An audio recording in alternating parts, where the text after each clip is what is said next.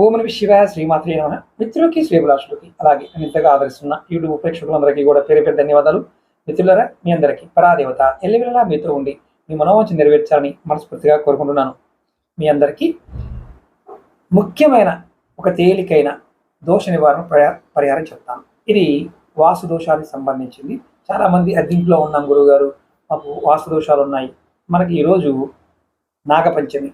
ఈ పంచమి రోజున ఈ ఉపాయం చేయాలి. మనకి కల్లుప్పు, దొడ్డుప్పు, రాతిప్పు, సముద్రపు ఉప్పు అంటే క్రిస్టల్ సాల్ట్ కొద్దిగా తీసుకోవాలి.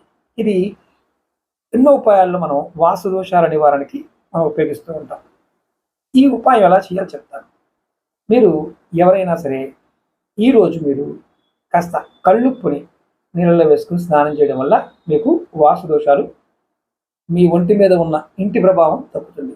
అలాగే ఇంట్లో ఉప్పు పెడతారు కదా బౌల్స్లో, ఒక గాజు బౌల్లో మీరు అన్ని గదుల్లో ఒక్కొక్క గదిలో ఒక్కొక్క చిన్న గాజు బౌల్లో ఉప్పు నింపి పెట్టి ఉంచండి.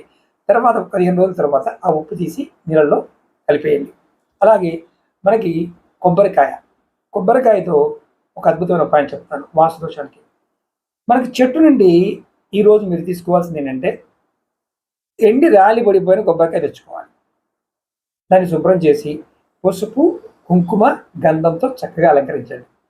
ఎర్రటి వస్త్రంలో కట్టి మీ ఇంటి గుమ్మానికి వేలాడదీయండి. దీనివల్ల దీన్ని ఏమంటారంటే కల్పవృక్ష నారికేలం అంటారు. మీ ఇంట్లోకి లక్ష్మీదేవి ఆకర్షింపబడుతుంది. వాస్తు దోషాలు ఉన్న ఇబ్బంది లేకుండా మీకు మంచి ఫలితాన్ని పొందుతారు. అలాగే మూడవది ఏంటంటే చింతకొమ్మతో ఒక పరిహారం చెప్తాను. మీ ఇంట్లో ఎక్కువ వాస్తు దోషాలు ఉన్నాయి, మీరు వాస్తు దోషాలకి పరిహారాలు చేసుకోలేరు. ఈరోజు మీరు ఏం చేస్తారంటే ఒక చింత చెట్టు దగ్గరికి వెళ్ళి ఉత్తర దిశగా ఉన్న ఒక కొమ్మ తెచ్చుకోండి, చిన్న కొమ్మ తెచ్చుకోండి. చిన్నది, పెద్దది కూడా కాదు. ఈరోజు నాగపంచమి రోజు తెచ్చుకొని మీరు పూజా గదిలో ఆ కొమ్మని ఉంచండి.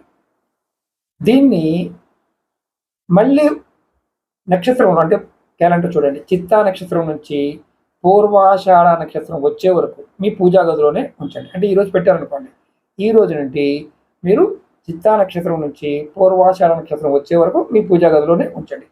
ఈ పరిహారాలన్నీ కూడా తాంత్రిక పరిహారాలు. ఇది చేయడం వల్ల ఏంటంటే మీ ఇంట్లో ఉన్న వాస్తు దోషాలు దొరుకుతాయి. ఇది మీకు మానసికమైన ప్రశాంతత లభిస్తుంది.